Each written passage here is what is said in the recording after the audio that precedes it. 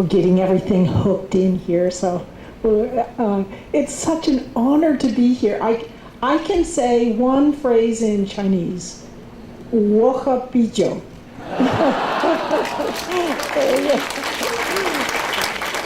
You have no idea how hard I worked at that. So we'll get this going here. But I'd like to begin by just saying that I'm a professor of engineering at Oakland University in Michigan, and I'm a visiting scholar at UC San Diego. So you might wonder, how did that ever happen, right? It is, as it turns out, I had to give a presentation for the National Academy of Sciences. And here I am, I'm just this little engineering professor, from the Midwest, and I'm speaking at one of the most august institutions in the United States. And so, I gave my presentation, it's a very controversial topic, and my moderator really liked it. And turns out my moderator is Terry Sinowski, who's my co-instructor in the MOOC. And he said, I really like your research, but it turns out that okay, we need the password here, okay. Let's see, have I got it? It's not coming up.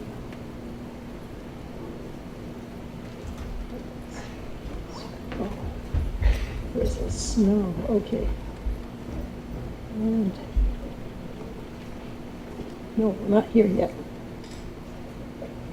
So what Terry Sinowski said was, your research is very important, and another very important area in this country is math and science education. And I said, Terry, it just so happens I'm working on a book about that. Terry said, really, can I write the foreword? And I said, could I just die and go to heaven? And so we decided we should do a MOOC about that, because the thing is, if you really want to reach people, it's harder to read a book than to watch a video. And I knew MOOCs were really a great way to reach out to people. So Terry said, no problem. I've got an appointment at UC San Diego. We'll just do a MOOC together. So he goes to them and they say, that's fine. We'll do it with you, but who's she? She's not from our institution. So that killed that, except that one night Terry had dinner with Daphne Collar, who's a good friend of his, and she's the co-founder of Coursera. He explained his little problem, and that evening I got an email from UC San Diego, and it said, the MOOC is all open for you. You can start working on it. And in English we have the expression, there's the dog that chases the car, but what does the dog do when it catches the car, right? Well, I felt like the dog that had just caught the car. So what we're going to cover today is what MOOC making can do for you, some key aspects of learning, so from the MOOC itself, and then how we can use MOOCs to leverage learning. So here is me at my day job in Michigan, right, I'm getting ready to go to work. And this is my colleague, Terry Sinowski, the Francis Crick Professor at the Salk Institute. So really, what are the odds that, here he is on the beach, right? That's where he goes for his days, and that's me. And what MOOCs can do is they can create new relationships between really, really interesting researchers. And that's certainly what happened for me. Now, UC San Diego, or the MOOC itself, is Learning How to Learn. And it is the world's largest and most popular massive open online course. We're approaching 1.5 million students now.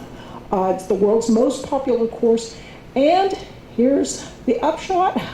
It was made for less than $5,000. So I was invited to speak at Harvard.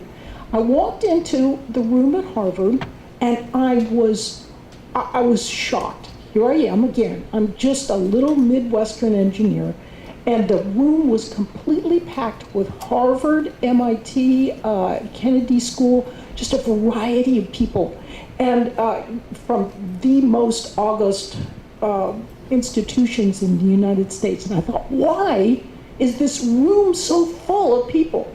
And it's because our one little MOOC, made for less than $5,000, has on the order of the same number of students as all 60 of Harvard's MOOCs put together, made for millions of dollars with hundreds of people. So what that tells you is there is a lot that we can do that's actually much more within our reach than we ever might believe. You might say, well, you could do it that way because you're a professor of engineering. You could do it really inexpensively. But here's the trick. When I got stuck, I would ask a local high school student.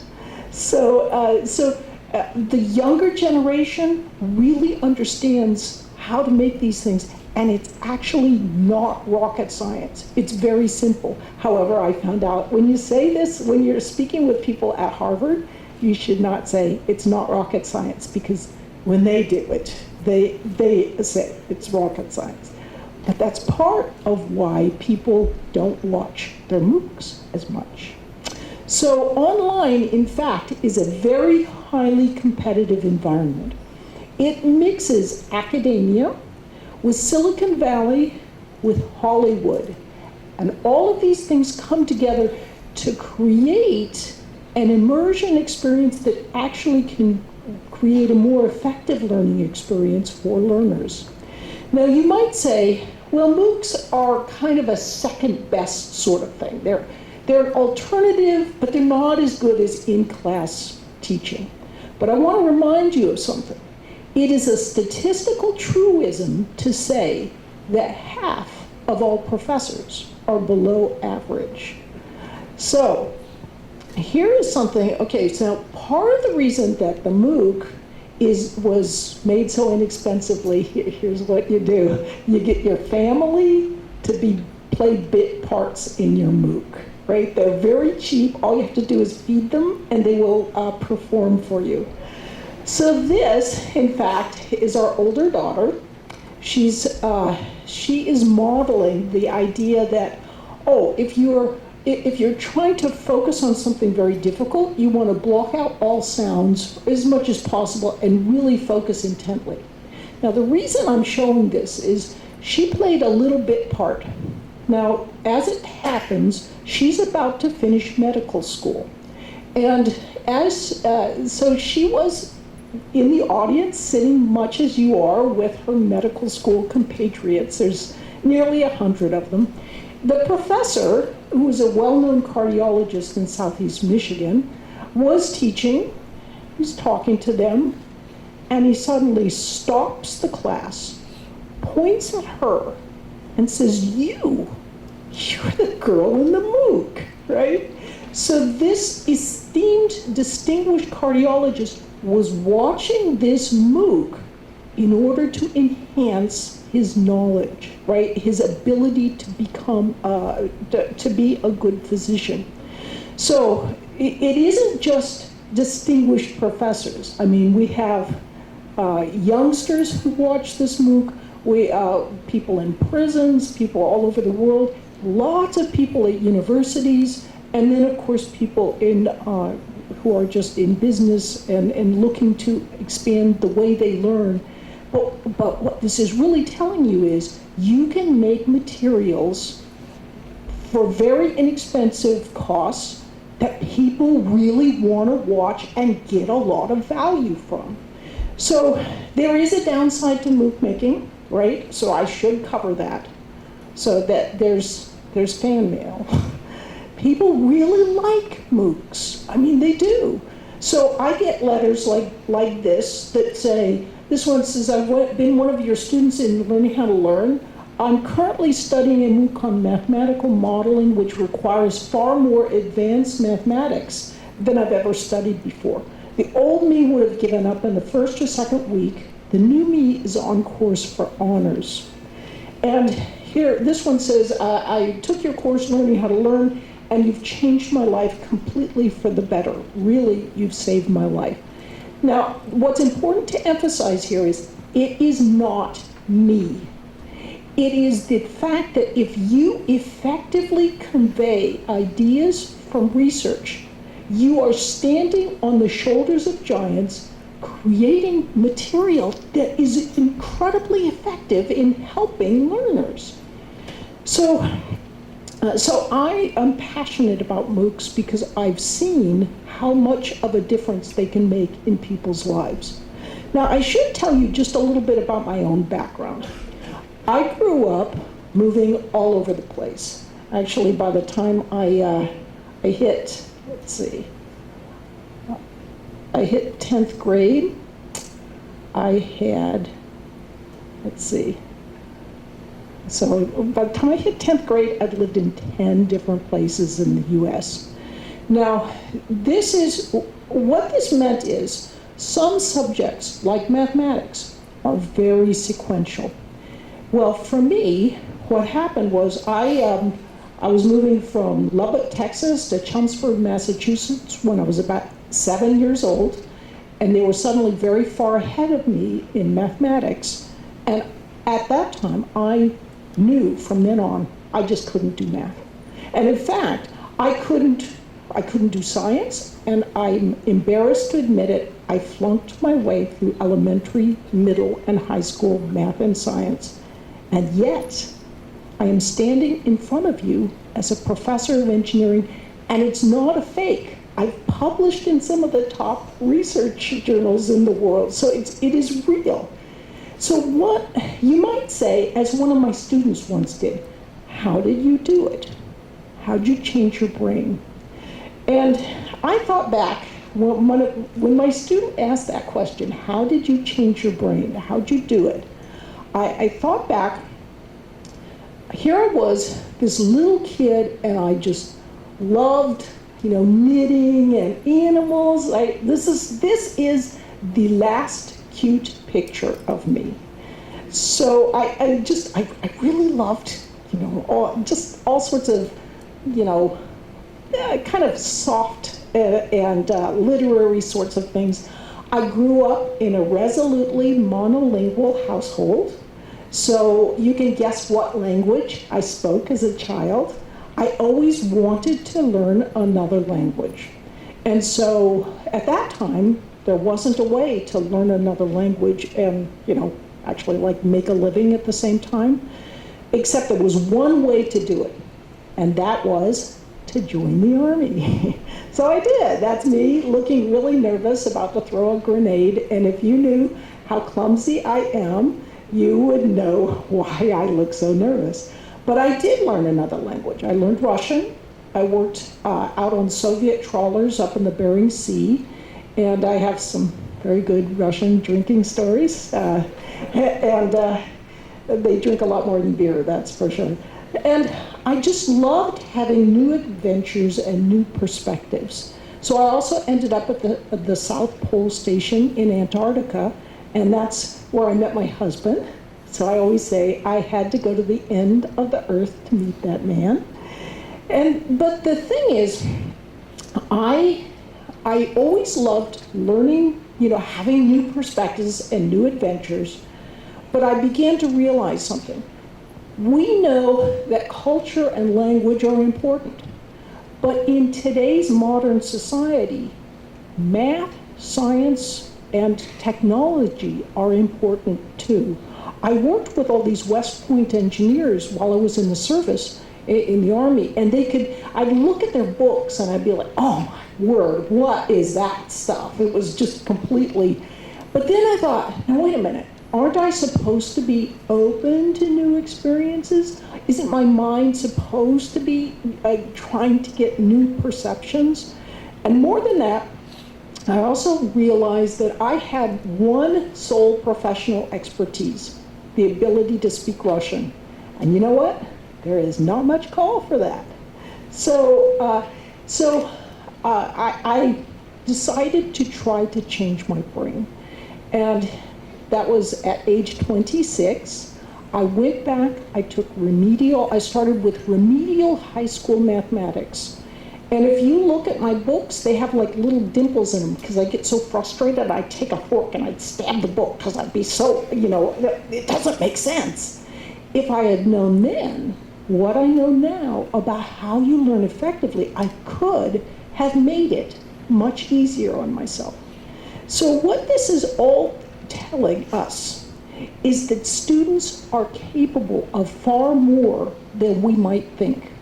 So when you have students who are, you're thinking, oh, I mean, we tend to think, well, people are good at certain specializations, right? And they should follow their passion for math or engineering or art. But instead of following passion, why aren't we encouraging students to broaden their passions? Some things come easier. And if we encourage students to just follow their passions, they'll just pursue the things that are easy for them. So, but what society needs today is something that is much broader than that. Now, there's another thing that I'd just like to bring up and for you to be thinking about. As MOOC makers, we can teach much more broadly and with more creativity. Think about it. I am a professor of engineering, but I am teaching a course about learning. You would think, hey, no, that should only come from a school of education. But if a school of education had been asked, we're so used to sort of a certain way of doing things, a school of education would have said, oh, I'm supposed to do a course on learning? Well, it should just be for teachers.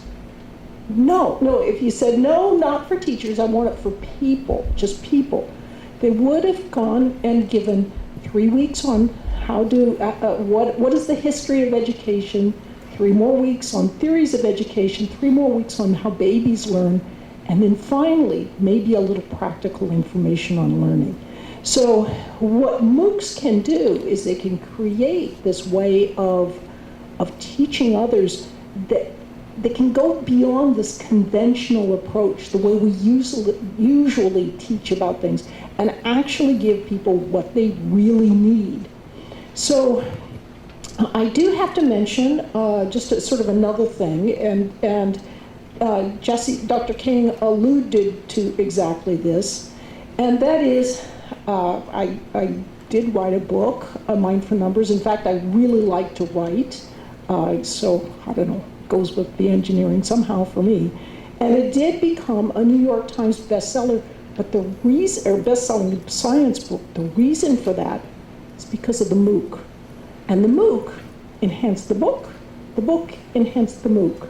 So if you're looking to make a MOOC, you can find your own professional career enhanced because of the sort of platform that it can give you. It has become an international bestseller. It's translated into many languages. The advance on the next book is really pretty nice. And the thing is that our daughter's in med school, so all the advances on the book go just to her dad. So, and that speaks to another important aspect of MOOC making. Now, when professors, or when textbooks or books first started being printed in the 1500s or so, professors and teachers were adamantly against them because, why? Well, you could learn it from a book, and then you wouldn't need teachers anymore. Now we realize that books enhance teaching, just as teaching enhances books. They bring one another to life. MOOCs are a way of, they're like textbooks on steroids. They can bring what you're trying to teach. They're just a different way of teaching that can enhance the in-person teaching and what that in-person teacher is doing. So they're really quite a wonderful mechanism. You know, for me, I probably spend half the time, as usual, in my engineering classes because I have flipped classes. And my teaching evaluations, I won the university's Best Teaching Award. And for example, even this last semester, my last day of class, it's easy to look good with much less effort.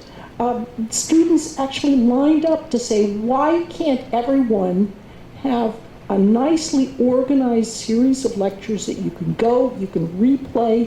You actually answer my emails when I email, and it's because I have time to do it.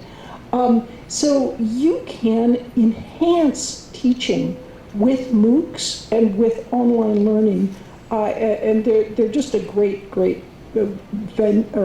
mechanism for us. So I do have to add on a side note. So here is, in the United States, there's a very well-known radio show host called Ira Flato, and he does a show called Science Friday with millions of listeners. So I went to New York, I was invited to be on the show, and here I am with Ira and with Ben Carey from the New York Times. So I walk in there and I'm like, oh my gosh, I'm meeting here these famous people, and Ben Carey's New York Times. He had also written a book on learning. And so we're both there, we're kind of talking to one another, and I'm like really intimidated because he's from the New York Times. And then I realize after a while, he's more intimidated because I have a MOOC, right? And the MOOC, my book has outsold his book like by orders of magnitude. Why? Because people like to watch MOOCs, at least well-made MOOCs. Now, one thing that I did was when I was writing the manuscript for A Mind for Numbers, I went to, there's a website called Rate My Professors in the English language, where you can download or find ratings for some of the top professors in the English-speaking world for all sorts of subjects like chemistry, physics, engineering, psychology, English, lots of different subjects.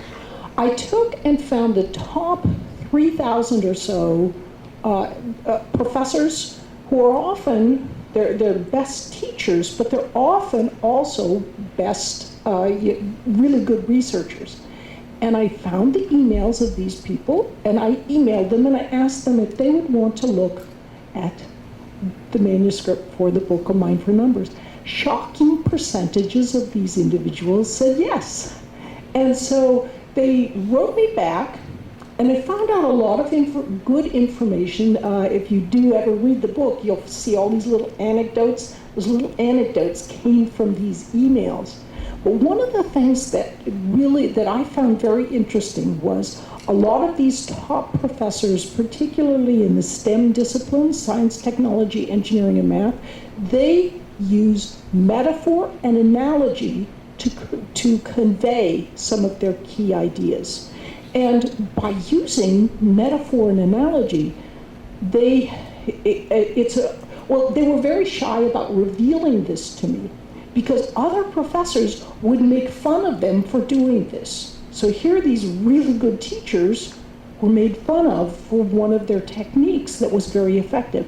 Why were they made fun of? They were felt to be dumbing down things. But we now know from neuroscience that metaphor and analogy, actually you use the same neural circuits for the metaphor as you do for the difficult scientific topic that you're trying to convey.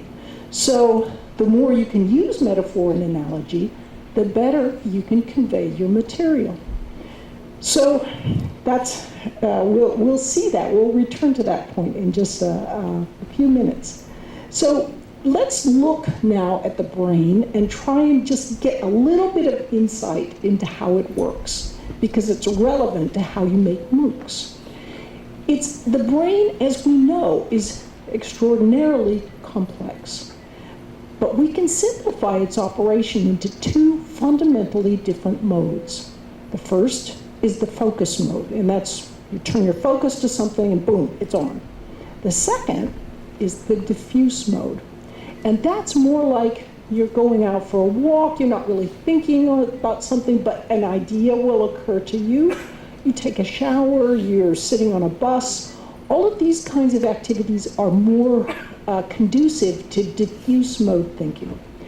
But to help you better understand the differences between these two modes, we're going to use an analogy. And the analogy we're going to use is that of a pinball machine. Now, people, if you're of a certain generation, you probably know how a pinball machine works. You just pull back on the plunger, and a ball will come boinking out and bouncing around on these rubber bumpers, and that's how you get points. So what we're going to do is we're going to take that pinball machine, and we're going to put it, let's see, right there on the human brain. So there's the brain, and you can see it's got its little ears here, and there's the nose, and we're going to put that pinball machine right on the brain. There you go. Okay. So if you look, there's the pinball machine on the brain, and this is an analogy for the focus mode. And in this way of thinking, look at how close together those rubber bumpers are. That's sort of how focus mode works. What happens is you've got a pattern in the focus part of in some part of your brain, and when you're thinking a thought in focus mode, for example, let's say that you're multiplying some numbers together, you think a thought, it takes off, and it moves along the patterns that have already been laid. But what if those patterns are something new, something you've never thought before? So let's say you've got your pattern here, that this is your multiplication, and this is, on the bottom, is division, and you've never done division before. How do you think about this pattern? I mean, how do you get to it? You've never thought it before, so it's really quite difficult. This can be that frustrating circumstance where you may be trying to do your first division problem, but you're using the wrong patterns to do it, and that's when you start to get frustrated. How do you find that new pattern? Turns out that you try and focus, you get frustrated, and then you step away and you use the diffuse mode. If the diffuse mode is, look at how different it is. Those sort of rubber bumpers are spaced much more widely apart, and when you think a thought, it takes off, moves along, and it can bounce much more widely. So you can't think these fine-tuned patterns, you can't solve a multiplication problem, but you can get to a new part of the brain where you can start to create these new patterns. So by stopping, stepping back, doing something else, or involving yourself in some different activity, you can activate this sort of diffuse pattern and let yourself come to a better understanding. So what we often don't realize is you can be in focus mode or diffuse mode, but you can't be in both modes at the same time. So when you're focusing, and you're focusing harder and even harder on something, you're actually blocking your ability to step back and look at whatever you're trying to solve from a new perspective, so you can actually solve it. So the harder you're focusing, the more you're blocking yourself from getting to a solution.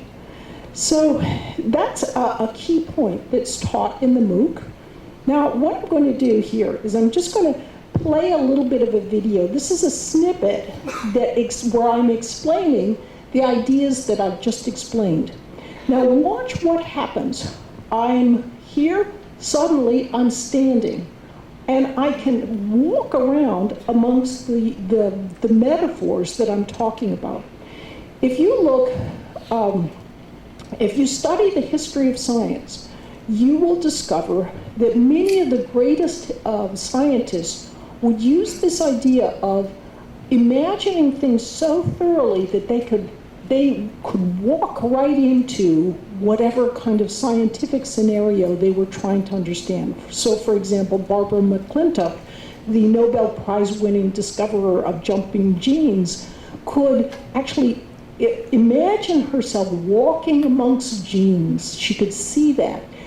Einstein, of course, imagined himself on a light wave. So by using these kinds of techniques where we walk around, or we can, it's almost like the way the weatherman on the television does his videoing. So if we use some of these same techniques, we can walk right in to the kind of ideas that we're trying to convey and make them much more real and concrete for students. Now, you might say, well, it must be really complicated to do something like that, and it actually isn't at all. This is my basement, except the only difference is my basement is actually usually a little messier than this.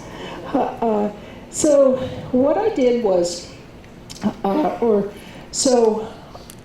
went to Amazon.com and purchased, you can get any kind of a blue or a green cloth and create a green screen. And this costs, around $130, I think, for that whole, the stand and everything. And I just put it up there. I Googled up, how do you do a green screen studio? And that's how I set it up. I Googled, how do you set up lights? I got some videos. That's how I set things up. Again, I have no previous video experience whatsoever. This is a rocket science. It's the same thing kids are doing nowadays. We can be doing it too. So one thing that's important to point out is our attention spans are generally rather limited. We like to focus for a while and then take a break and use diffuse approaches. The reason we have students coming in and spending 2 hours in a class period, for example, is because it's more convenient for us, but it's not how our brains work. So short videos are very conducive to learning because they give a concrete little bit, then they can allow someone to step back and take a little break. So it's actually can be it can be better than in-person teaching. So just a little sort of side note here, you can use MOOCs to help harden your educational system against other things that might arise. We never know, the world is very uncertain. So you could have a big epidemic come by, you want to have people staying in the house, goodness knows there could be radiation, all sorts of different things could arise. And the more you can have an educational infrastructure that's there so that should something arise, people can watch from their homes, it can make things easier. Of course, part of the reason that I do online teaching is because it snows a lot in Michigan. So when it's a heavy snow day, we can't go to school, but you don't have to deal with that kind of problem. So that's a lucky thing for you. Now, you might say that, it's pretty clear that learning takes time. You often need to study, then kind of reflect on it and let it grow and so forth. But there's an issue with this, and we all know it, right? And that issue is procrastination. Procrastination is a huge, huge issue around the world. I have heard from more students about their problems with procrastination. We often believe that students are completely incapable of learning math, learning English, learning Chinese, learning all sorts of, and that's not, the real problem is not their incapability, it's simply that they procrastinate. So providing some powerful tools for procrastination can be very helpful. In fact, procrastination is so important that I just want to touch a little bit on it. Procrastination arises in part because when we even think about something we'd really rather not do, it activates an area of the brain that experiences pain. So the brain, so the brain responds. It tries to switch attention. So let's talk a little bit about how it does that. Procrastination is just a habit, and it arises because when we get a kind of a little bit of an unhappy feeling about things, when we think about something we'd rather not do, you switch your attention to something else, and when you do that, you feel better almost instantly. You do this once, you do it twice, it's really no big deal, but you do it very often, and it can change your entire career path. So I'd like to just give a little bit of a preview of how do I talk about procrastination in the MOOC. I'll give you just a quick preview. This is the beginning of the little film snippet about procrastination. Everybody has some issues with procrastination, because if you're working on something, it means you're not working on a lot of other things. But some people have more issues with procrastination than others. In this video, we're going to give you a little insight into procrastination, why it arises, and a powerful little tool to help you address it. Okay, what am I doing with a tomato in my hand? That is the essence of some good MOOC making. I raise a question. I have something that seems completely unrelated. I'm sitting there fiddling with a tomato, and what I'm actually doing is I'm leading to the Pomodoro technique. And the Pomodoro, of course, is Italian for tomato, as I explained in the video, which is the Pomodoro technique was invented by an Italian, Francesco Cirillo, in the early 1980s. Procrastination is such a big issue that I'll quickly run through how do you use the Pomodoro technique. And basically, all you need to do is turn off all distractions. So that means your cell phone goes away, right? And have you ever done this thing where like you'll have your cell phone, you'll put it away, and then you look and it's back in your hand? I do that occasionally. So you make sure your computer has no little alarms, nothing goes off, and then you set a timer for 25 minutes and you focus for 25 minutes. Anybody can do that. And if you train kids to use this kind of technique, they can learn to focus more effectively early on. And then, except if you're like me, I'll be like 5 minutes into a Pomodoro, and then I'll realize I'm only 5 minutes into a Pomodoro. I'm like, I can't do 24 minutes. And then I let that thought just go right on by, and I return to the attention, because that's what you need to do with a Pomodoro, is you want to work as effectively as you can. You're not going to be perfect, thoughts are going to arise, but that's okay. You just keep working as effectively as you can. And the big thing is reward yourself when you're done. Get your attention off it and relax a little bit. And now you understand that when you're learning something, and you're learning through putting your attention on it, but when you take your attention off of it, learning continues. And by giving yourself a little relaxation break, you can actually allow your creativity to think about it in new ways. So by a little break, what can you do? You can walk around, you can play a song that you like, you can talk to friends, chat, 5 minutes, something like that. But you'll find that you're more effective for taking that little break than if you just kept going and going and going relentlessly. Just a little side note, don't focus on finishing a task. So you don't want to sit there and say, hey, I'm going to do this Pomodoro, and I'm going to finish all my homework assignment.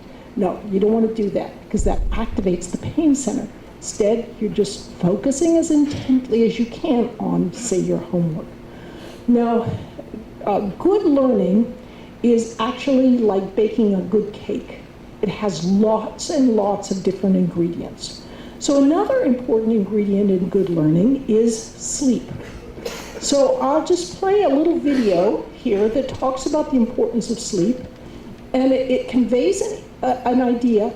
You'll see all the graphics are just PowerPoint graphics. It's very simply done, and you can do things in a MOOC video that you can't do in real life, as you'll see. So I hope you see. You might be surprised to learn that just plain being awake creates toxic products in your brain. How does the brain get rid of these poisons? Turns out that when you sleep, your brain cells shrink. This causes an increase in the space between your brain cells. It's like unblocking a stream. Fluid can flow past these cells and wash the toxins out. And now, time for a little sleep. So again, you can just have fun with it and do things that are kind of communicate the excitement of what you're teaching about. Now, there's another reason that sleep is very important, and this is a light microscopy image. Light microscopy is a fantastic new technique that allows us to image living neurons, and this is indeed a living neuron before learning and before sleep, and this is the same exact neuron after learning and after sleep. If you look, here are these, wherever these little yellow triangles are, that's where new synaptic connections have formed. So sleep isn't just sort of, when nothing really happens. That's actually a critical time for learning, in that it's creating the neural architecture that we need for learning anything that's difficult, or anything at all, actually. So what this means is, it's important to space out, for students to space out their learning and to practice it day by day. You don't want to be cramming it, because if you cram it, you get these sort of little metabolic vampires that come by, and they can more easily suck those patterns away. I've had students come up to me and say, for example, I had one student come up to me and say, he showed me this test on statistics and probability for engineers, all red marked. I flunked him. And he said, how could you flunk me on this test? I understood it when you said it in class. And of course, that is not enough. Understanding is not enough. Practice, along with that understanding, is what creates the true understanding. So you can think of it metaphorically as, when you're learning, you're sort of laying bricks, and you need to put that mortar down and then let it dry. And that's how the learning occurs. If you don't let that mortar dry, it creates sort of this neural mess. This is highly relevant for us, because what's happening now is, through online learning, we can have students be practicing very difficult ideas and becoming more comfortable with them. We understand now that all expertise relates to developing these kinds of patterns. So I just got an email, for example, from this one man who used to work for McGraw-Hill, and he said the whole textbook industry is undergoing such dramatic changes, it's just extraordinary. And part of what they're doing is they're putting adaptive learning online, so that people they can look at questions, they can learn at their own pace, they can get plenty of practice. We don't need to sit there and be grading a bunch of these assignments. And this is a huge and dramatic change that's unfolding right before our eyes. And MOOCs can take a real advantage of this kind of technology. So I just want to very quickly run through the idea of working memory and the importance of working memory. We used to think that there were 7 slots in working memory. So in other words, 7 items that we could hold, like 7 numbers, right? So 4, 5, 3, 2, 4, 3, 7, something like that. And we could hold those numbers temporarily in memory. Now we're beginning to understand it's more like 4 items that we can hold easily in memory. We tend to group things. So how you can think of focus mode is like an octopus that's reaching through those slots of working memory and making connections to items that you have in long-term memory, patterns that you have in long-term memory. And if you're doing something else, right, like paying attention to something on the side, listening to music, watching TV a little bit, you're not being nearly as effective with your focused memory. or focused approach. Just by contrast, this is the diffuse mode, so it's really very random in how it does things. So how do you get information from working memory into long-term memory? Practice makes permanent. That's how you create these neural patterns, and it is through practicing. So I'll give you just a quick sense. The more you practice, the more you repeat, the richer, deeper, and broader your neural patterns become. Again, if you don't, those little metabolic vampires can make everything disappear. So now we're reaching probably one of the most important pedagogical ideas that is neglected, unfortunately, in a lot of pedagogical theory, but it actually is very, very important, and that is the idea of chunking. Chunking, you take, when you look at some kind of, let's say you're trying to figure out a certain concept or a theory, the first time you look at it, your little working memory is going bonkers. And in fact, we can, through imaging, we can see that your prefrontal cortex, where that working memory is really working hard when you're trying to figure out something for the first time. As soon as you figure out what the pattern actually is, then it's sort of like you've chunked the material. Instead of this hodgepodge, you've got one smooth pattern that you can draw easily to mind, and this is key. The other slots of working memory are still open. So you can make connections with that one pattern. Say you have a technique that you're using, and you tie it in with another technique, and voila, you've got something new. And so this is why getting these chunked patterns of expertise is very, very important.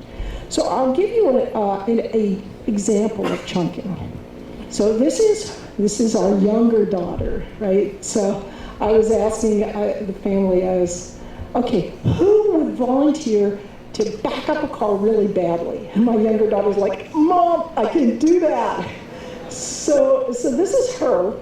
Now, backing up a car is actually, once you learn how to do it, you've chunked it, right? When you first do it, it's crazy. You've got all this information coming at you. It just seems overwhelming, and it's really tough. But once you've learned how to back up a car, it's really quite simple. You can actually back it up even while you're talking to somebody and listening to something on the radio. No big deal. So watch her expression, and you'll see she's backing up the car badly. And it just brings to mind how difficult it can be. Look at, oh, she's confused, right? It's very difficult. And so then she backs sort of the wrong way, and then she's trying to back the other way. But again, once you've chunked it, it's easy. But this kind of chunking and this kind of expertise, it isn't just driving a car. It's obviously also in doing sports, in doing music, in practicing with music.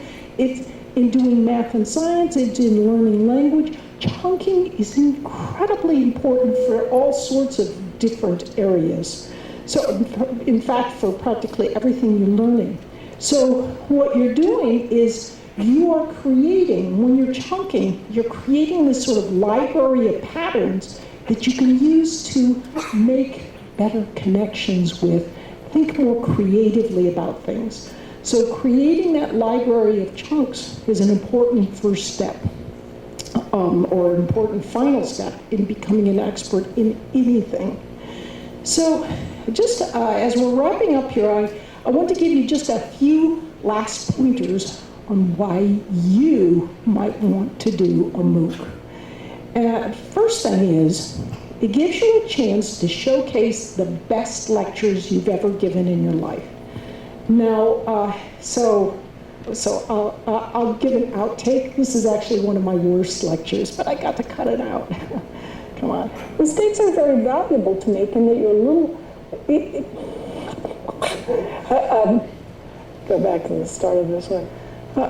So this was when I flubbed it, right? So my husband was so good he was the man behind the camera a lot of times, just filming me, and I get my little diva moments, and he'd be, okay, come on, get your butt back over here. Let's get this wrapped up so we can go have lunch.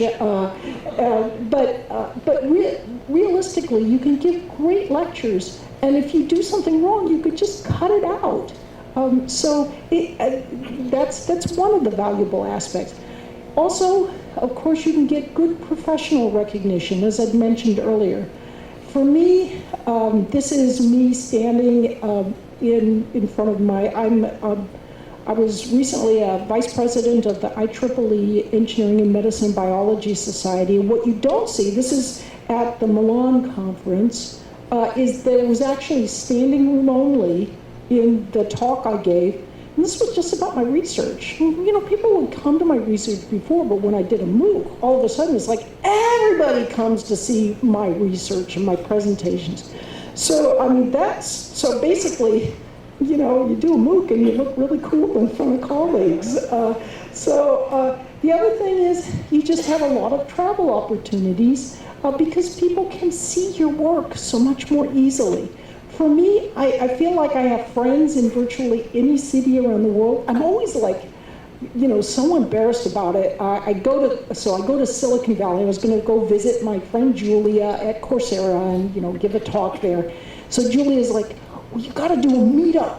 And I'm like, oh man, I don't want to do a meetup. What if nobody comes? And then I'll be right there in Silicon Valley, right there. And Coursera people will be there and I'll look really bad, you know. So she's like, no, you will do a meetup. So, we had like nearly 40 people at this meetup at Silicon Valley. It's just like you send an email out and they come up. I go to Cape Town, I go to Singapore, I go wherever I go, there's always somebody there. And again, it's not me, it's the MOOC that creates all of these new connections that have never been possible before. I do, when I speak, this is at Michigan Tech, there's a big overflow group there. And again, this is just because the MOOC provides something that people find interesting and attractive. You find the best students through your MOOCs. You have the opportunity to select from amongst the best of the students worldwide. So there's tens of thousands of people who love your topic and can find out more about it. So the questions you get are far beyond those that you'll get in a conventional audience of maybe 25, 50 students. You'll meet interdisciplinary researchers, even through your MOOC, and who are interested in your topic. It's a great way to create new research relationships. It improves your in-person teaching. So, for example, I'm here, in Taiwan.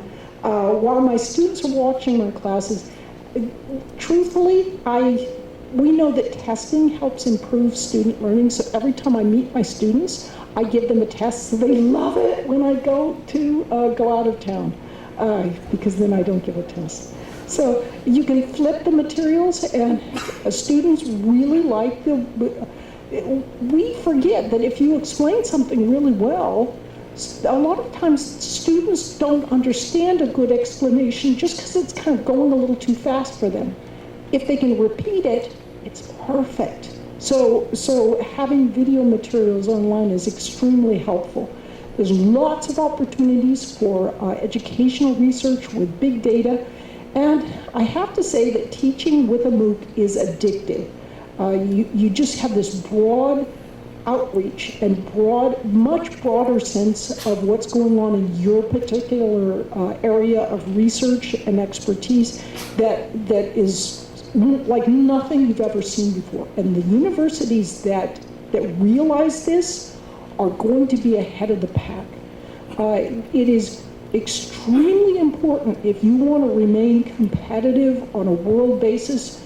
Again, it's a very competitive world out there, but people are going to be seeing the universities that have MOOCs, and those universities are going to rise in the world's eyes. So making a MOOC can change your life in profound ways. What are you waiting for?